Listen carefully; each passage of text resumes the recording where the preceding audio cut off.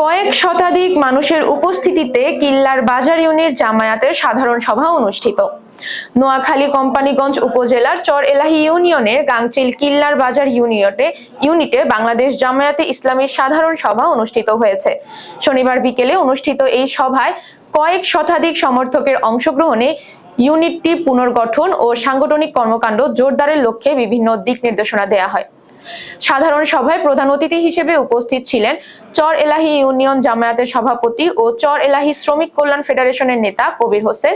অনুষ্ঠানে আরো উপস্থিত ছিলেন স্থানীয় ওয়ার্ড ইউনিটের দায়িত্বশীল নেতৃবৃন্দ, যুব সংগঠনের প্রতিনিধিরা, ছাত্র সংগঠনের সদস্য ও সাধারণ জনতা। বক্তারা বলেন, ধর্মীয় মূল্যবোধ, নৈতিকতা ও আদর্শ ভিত্তিতে রাজনীতিকে এগিয়ে নিতে হলে তৃণমূল পর্যায়েই সংগঠনকে সুদৃঢ় করতে হবে।